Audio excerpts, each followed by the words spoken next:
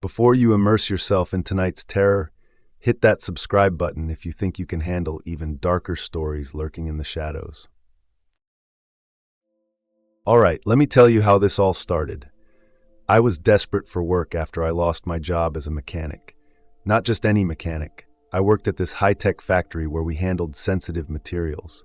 Then boom, literally, there was this explosion. No one ever explained what caused it, but they shut the place down and let us all go. Bills were piling up, and I wasn't exactly swimming in options. So, when I found a job posting for a night watchman at an old prison, I didn't think twice. The pay was good, too good, honestly, and the job seemed simple enough. Walk around, make sure everything's in order, and report any issues. The prison had been shut down for decades, but the company overseeing it wanted someone on site. For insurance purposes, they said. I didn't ask too many questions. I should have. When I went in for the orientation, they handed me this sheet of rules. Not your usual don't sleep on the job or lock the gates kind of stuff.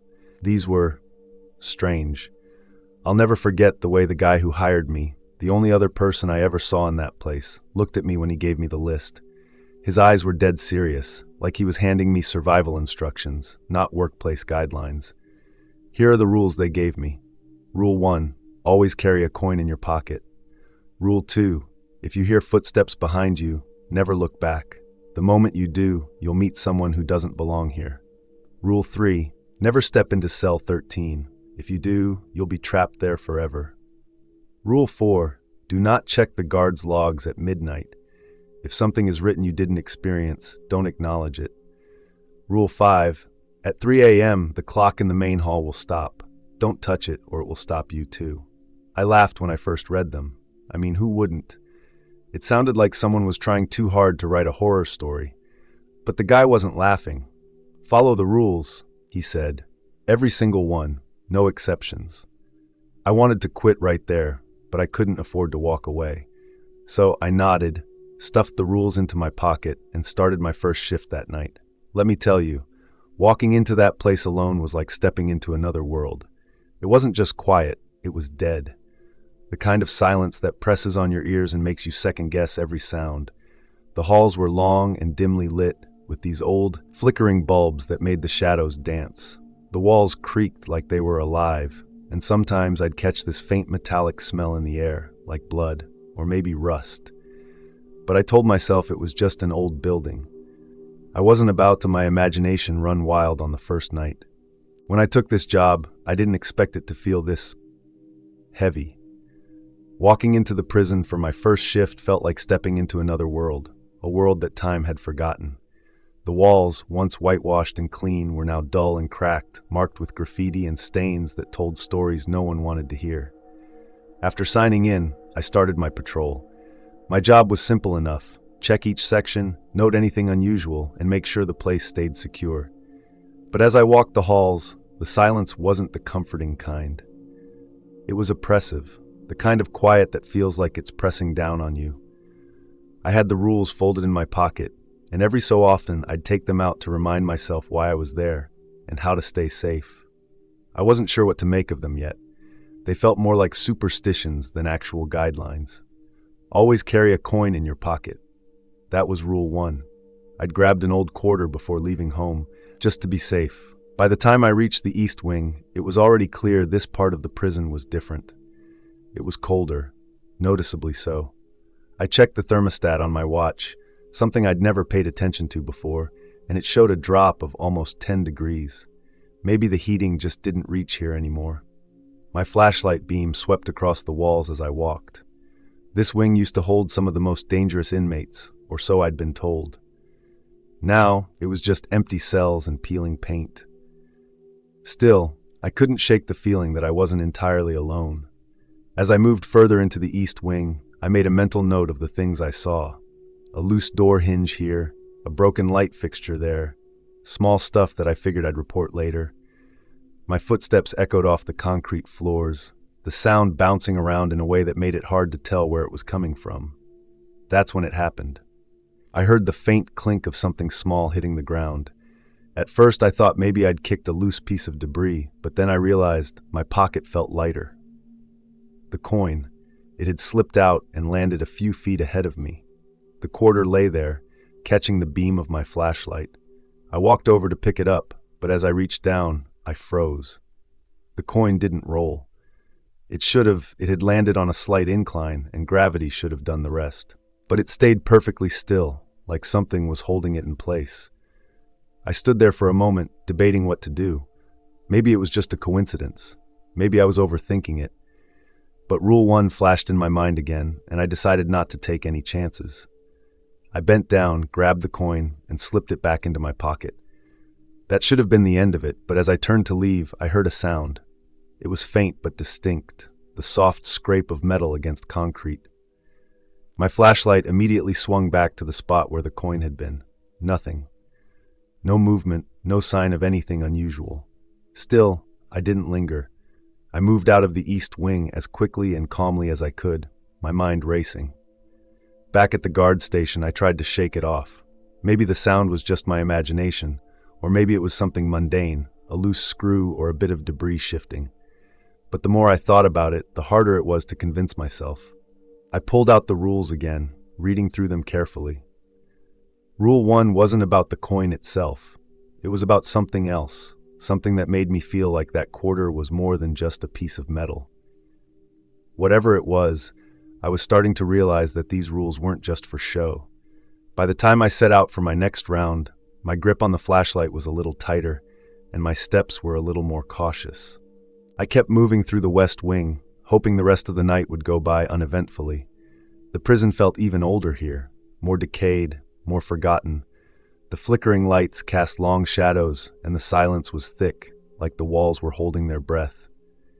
I was so focused on the routine that I almost didn't notice the sound at first. A faint tap, tap, tap, almost imperceptible, but enough to make me pause mid-step. It wasn't my own footsteps. I was sure of it. The sound was slow and deliberate, like someone walking behind me, taking the exact same steps I took, but a beat slower. I glanced over my shoulder. Nothing. I kept walking, pushing the thought out of my mind. It was probably just the building settling, or maybe the sound of rats in the walls. But then the footsteps grew louder, closer. Tap, tap, tap. There it was again, unmistakable this time. I remembered Rule 2 immediately. If you hear footsteps behind you, never look back. If I turned around, I'd meet something that didn't belong here. I clenched my jaw and forced myself to keep walking, my heart pounding in my chest. The footsteps were getting louder, closer, just a few feet behind me now. I could feel the presence there, like someone was standing just out of my line of sight, breathing the same air. The temperature seemed to drop, too. It wasn't just the coldness of the prison. It was something else. The air felt heavier, like it was pushing in on me from all sides.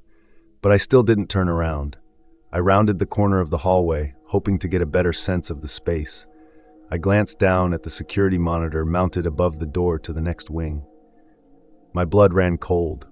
There, on the screen, was a figure. But the face was distorted, obscured by static, like the screen couldn't fully process its presence. It was walking behind me, following my exact movements, but something about it felt wrong, like it wasn't supposed to be there. I spun around, but there was nothing in the hallway. The steps had stopped. For a moment, it was as if I was alone again, but the unease settled in my chest. I knew I had to move fast. I turned and sprinted back toward the main hall. My breath came in short, sharp gasps as I ran, the sound of my own footsteps now drowning out everything else. But then I heard it again. Tap, tap, tap. Louder, closer, just behind me. I pushed myself harder, my legs burning as I ran faster, feeling the footsteps match my pace. My heart pounded in my ears, and all I could think about was crossing that threshold into the main hall. I didn't look back. I couldn't. When I finally reached the door, I burst through it and slammed it shut behind me, the echo of my frantic footsteps still ringing in my ears. I turned toward the security monitor. The figure on the screen was gone. I stood there, breathing heavily, feeling the weight of the silence return.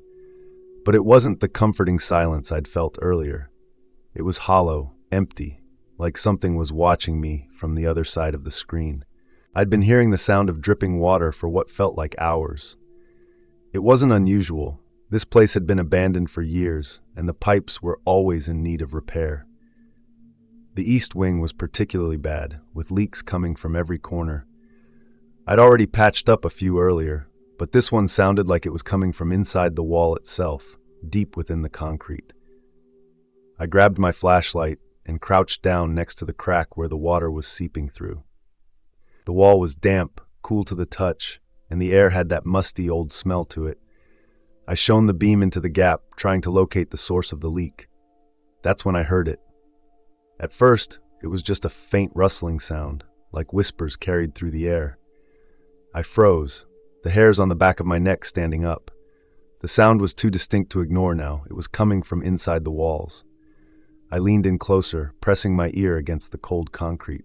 The voices became clearer, more defined. They were chanting, "Set us free! Set us free! Set us free!"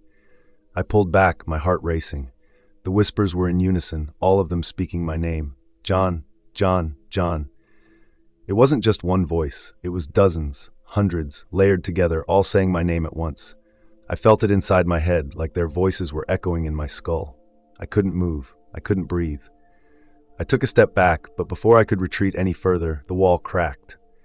I heard a low grinding sound, like the concrete was shifting, and then through the cracks, fingers began to emerge, thin, pale fingers, their nails jagged and broken, clawing their way through the wall. The tips of them brushed against my skin, cold and clammy, sending a jolt of panic through my chest. The voices became frantic, louder, more desperate. "Set us free!" they screamed, their voices twisting in agony. I stumbled back in terror, my heart pounding in my ears. The fingers were moving toward me now, pushing through the gap, pulling at the concrete, as if the wall itself were trying to open up. I knew I had to get away, but my feet felt like they were glued to the floor. Then, as suddenly as it began, it stopped. The fingers retracted, vanishing back into the crack, and the wall sealed itself as if nothing had happened. The whispers faded into silence. I stood there, breathless, unable to process what I'd just witnessed. The wall was perfectly intact again, with no sign that anything had occurred. The sound of the leaking pipe was the only noise left. I didn't dare touch the wall again. As I slowly backed away, I could still hear the echoes of those voices in my head, but they weren't chanting anymore. They were whispering something else, something softer. John, John. I couldn't shake the feeling that whatever was trapped behind those walls was still waiting, watching, and I wasn't sure I wanted to find out what would happen if I stayed any longer. I had been resisting it all night, but curiosity got the best of me. The guards' logs were kept in the warden's office, a dusty, forgotten corner of the prison. I had passed the room countless times, always avoiding it, telling myself that whatever was inside wasn't my concern. But tonight, something was different. I felt drawn to it, like I needed to understand what had happened here. The door creaked as I pushed it open, and the stale air hit me like a wall. The desk was covered in papers, old files, and the thick leather-bound logbook. I hesitated, then grabbed the book and sat at the desk. The pages were yellowed, the ink faded in places, but the entries were still legible. The first few entries were mundane, routine reports from the guards who worked the night shift. Nothing out of the ordinary. But then I came across a set of entries. 12:15 a.m. The east wing is clear. No signs of the anomaly. I frowned at the mention of the anomaly. What anomaly? I had never heard of anything like that in the rules, but I moved on, thinking maybe it was just a guard's cryptic way of referring to something strange. The whispers are louder tonight. I feel them watching me. I couldn't help but shiver. The whispers. I had heard them too, echoing around the hallways. I quickly turned the page, needing to put some distance between myself and the unsettling words. 1:30 a.m. I saw myself walking the halls, but it wasn't me. My stomach churned. This wasn't just some odd entry, it was something far worse. It wasn't me. The words felt like a warning, like a glimpse into something more sinister. I wasn't sure if I wanted to read any further, but the urge to know more was overpowering. I turned to the final entry. 3:15 a.m. Time is broken. Cell 13 is the key. The last words like a punch to the gut. Time is broken. I had heard whispers of Cell 13, but I had never dared to approach it. Something about that place felt wrong. But now, according to the log, it was the key to whatever was happening here, whatever had gone wrong in this prison. I slammed the logbook shut, my hands trembling. I glanced around the room as if expecting someone, something, to be watching me. The silence felt heavier now, oppressive, as if the walls themselves were closing in. I couldn't shake the feeling that I had just uncovered something far worse than I'd bargained for. I stood up quickly, the sense of dread gnawing at me. I needed to get out of the office, away from the book, away from the prison's secrets. But as I reached the door, I couldn't help but glance back at the log one last time, my mind racing. Cell 13. What had happened there? And why was it suddenly so important? I didn't know the answers, but I knew one thing for sure. I couldn't stay in this place any longer. The rules, the whispers, the things I was starting to see, they weren't just stories. They were real. By now, I had been walking the halls for hours. The sounds of the prison had started to fade into a rhythm I was beginning to recognize. The creak of the old floorboards, the distant hum of the electricity, the occasional flicker of lights, all became part of the background noise.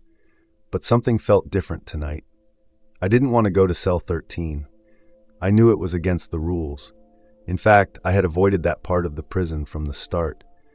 But tonight, it felt like I didn't have a choice. The hallways seemed to lead me there, each turn bringing me closer, until I was standing right outside it. I hadn't meant to be here, not really. But I couldn't ignore the nagging feeling that pulled me forward. The door to cell 13 was slightly ajar, a little more than usual. I hadn't touched it. I could have sworn it hadn't been like this the last time I walked past.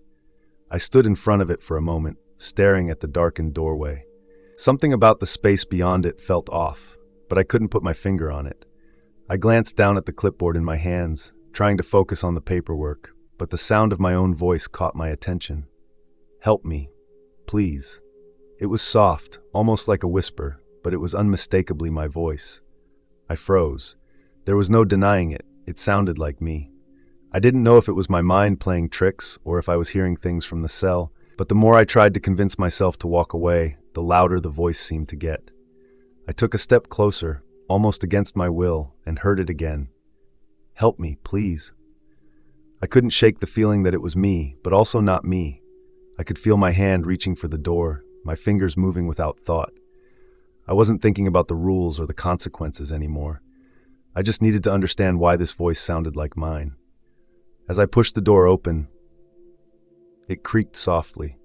The dim light from the hallway barely illuminated the interior of the cell. I could make out the edges of the walls, but the far side was swallowed in shadows. The voice called out again, this time with a sense of urgency I hadn't heard before. "Help me, please." I hesitated, but then stepped inside. The moment I crossed the threshold, the door behind me clicked shut. I turned to check it, but when I looked back into the cell, I saw something that made my stomach tighten. There wasn't anyone there, but the space felt wrong. The shadows seemed to stretch out from the corners as if the cell was too small for what was inside. It was like the room itself didn't want me there, but I couldn't leave. Not yet. I took another step forward, and that's when I heard the sound. It wasn't a voice this time, but something like a shuffle in the corner, just enough to make me pause. I squinted into the darkness, trying to make out anything, but there was nothing. No movement, no figure, just emptiness. I turned again toward the door, but the feeling of being watched was overpowering. I needed to leave. But when I reached for the door, it wouldn't budge. It felt solid, like it had become part of the wall itself. I looked back at the shadows. That voice, my voice, echoed in my head once more. "Help me." I wasn't sure if I was the one asking for help or if it was something else. The moment I stepped out of cell 13, I could feel something had shifted. It wasn't just the space. It was like the very structure of the prison had changed. I wasn't sure what had happened, but I found myself back in the main hall. The clock, which had been silent for years, suddenly started ticking. At first, the sound was soft, like it had just started working again. But then, it sped up. The hands on the clock moved the wrong way, spinning backward before they returned to normal. The ticking grew faster, like the clock was trying to catch up. I looked around, trying to make sense of it all. The ticking of the clock became deafening. I couldn't think straight. I wasn't sure if I should stay or run. But before I could make up my mind, the clock struck 3 a.m. that's when everything fell apart. The walls, the floor, the very air around me cracked open like a broken mirror. Time seemed to shatter, and the world shifted like an earthquake, as if the prison itself was being torn from the fabric of reality. I couldn't keep my footing. I staggered, struggling to breathe as the space around me twisted and collapsed. Suddenly, there were figures, hundreds of them. They emerged from the cracks in the floor, from the walls, from the very shadows. The dead, but moving. Their faces frozen in expressions of pain and fear. Their skin was pale, their bodies tattered, and they moved with a jerking, unnatural gait, dragging themselves toward me like marionettes on broken strings. The air was thick with the sound of their voices, whispering in unison, a chant that burrowed into my mind. The clock is broken. Time doesn't work here anymore. I tried to move, tried to back away, but my legs wouldn't obey. I couldn't escape. The prisoners surrounded me, their eyes hollow, their mouths open in silent screams. I felt their cold, bony hands reach for me, pulling me closer, and I could hear them, clear as day, their voices melding with the ticking clock. The sound of the clock kept ticking, faster now, like it was counting down to something else. Something worse. I didn't know what was happening. Was I dreaming? Was this real? I wasn't sure, but one thing was clear. The rules, the prison, the clock, they were all connected, and I wasn't going to get out of here easily. As the night wore on, I began to piece things together. The clock, the whispers, the shadows, it all made sense, or at least I thought it did. I was part of something now, something I couldn't escape. I hadn't just stepped into cell 13. I had become part of the prison's twisted cycle. Everything that had happened, every strange incident, had been leading me here, to this realization that I was trapped in a paradox, a place where time didn't work the way it should. It wasn't just the ticking clock or the distorted shadows. It was the way everything kept repeating, over and over. I had read the logbook, sure, but now I understood what it meant. Time is broken. Cell 13 is the key. I couldn't leave, I couldn't move forward, and I couldn't go back. I was stuck, just like the prisoners whose faces I had seen in the walls, their screams echoing in my mind. I saw myself on the security monitors, or at least it looked like me. But it wasn't me. It was a version of me that had already been here, trapped in this endless cycle. I watched myself wander the halls, my actions mirrored by a figure that had long since given up trying to escape. It was like watching someone else live your life, but with the knowledge that you would never be able to break free. The whispers around me grew louder, filling my head with 1,000 voices. Set us free. Set us free. They weren't just prisoners anymore. They were part of the prison, just as much as I was. Their hands reached out from the walls, their faces contorted in pain, their eyes begging for release. But I knew now that there was no escape for them, not for me either. As the clock ticked backward, the world around me shifted again. The walls seemed to stretch, and I felt like I was being pulled apart, my body disintegrating into the space around me. I wasn't sure if I was still alive, or if I had already become part of the prison itself. I could feel my mind unraveling, my memories slipping away, replaced by the constant echo of the whispers and the ticking of the clock. The hands on the clock moved faster, spinning backward, the sound of the ticking becoming more frantic. I tried to move, tried to scream, but nothing came out. I was being absorbed into the prison, part of the same endless loop that had trapped the others. The prison had no beginning and no end. It was a place of repetition, a place where time was bent and broken, and everyone who entered became part of the cycle. Then, as the clock struck 3:01 a.m., everything went silent. The prison, once filled with the whispers of the trapped souls, fell still. The ticking stopped. The shadows faded. I was left alone in the empty hall, the walls now silent and empty. It was as though nothing had ever happened. The clock had reset, and it was waiting again, waiting for the next person to take the job, to step into the prison's deadly grip. And just like that, the cycle would begin again. Thanks for watching. Don't forget to subscribe for more creepy stories. Stay safe, and see you in the next nightmare.